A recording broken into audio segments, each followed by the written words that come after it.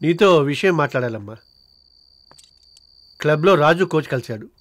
వాడు ఇంకా జీవితంలో ప్రొఫెషనల్ క్రికెట్ ఆడటానికి వీలుండదని చెప్పాడు. రాజు చాలా మంచివాడు బాబాయ్. ఏదో పరిస్థితులు బాగాలేక. పరిస్థితులు బాగున్నప్పుడు అందరూ బాగానే ఉంటారు, కానీ ఏదైనా తేడా వచ్చినప్పుడే కరెక్ట్గా ఉండేవాడిని మంచోడు అంటారు. ఇప్పుడు కాకపోయినా ఎప్పుడో ఒకసారి ఇలా జరిగి ఉండాల్సిందే. నాకు తెలియగలుగుతాను, నువ్వు ప్రేమించిన వాళ్ళని క్రికెటర్ని కదా. ఆ క్రికెటర్ చచ్చిపోయాడు, నువ్వింకా. బాబాయ్, అమ్మాయిలు ప్రేమిస్తే పూర్తిగా ప్రేమిస్తారు, మనిషిలో ఉండే మంచి చెడు సహా. నువ్వెన్నైనా చెప్పు, చాలా మంది ఐ విట్నెసెస్ ఉన్నారు. ఏం చేసినా బెయిల్ రాదు. ఆఖరికి ఆ దేవుడు తలుచుకున్నా సరే వాడు బయటికి రాడు.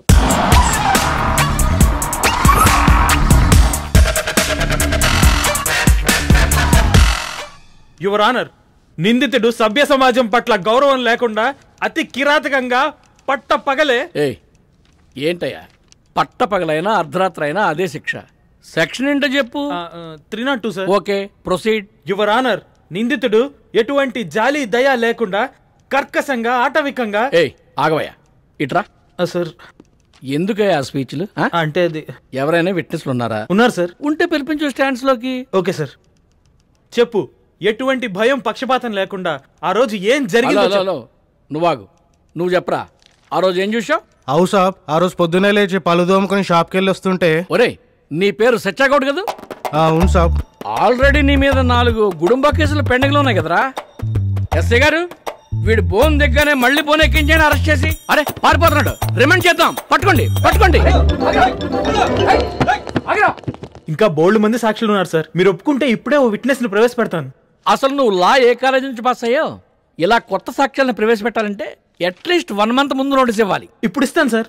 అప్పటిదాకా నీ తప్పు వల్ల అతను జైల్లో మగ్గిపోవాలా? Sorry, bail is granted.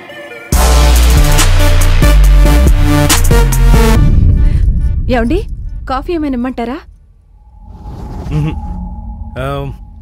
నా పేరు అశోక్ కుమార్ రెడ్డి. మా నాన్న 7 సార్లు ఎమ్మెల్యేగా చేశాడు, ఒకసారి డిప్యూటీ సీఎంగా కూడా చేశాడు.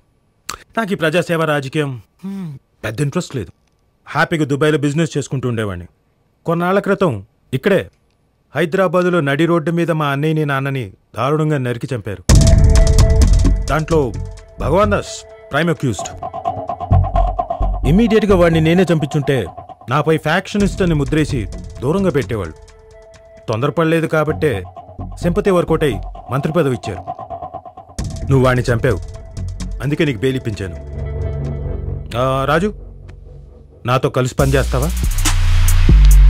మీరేమడిగినా చేస్తాను, కానీ మీరు నాకు పని చేసి పెట్టాలి.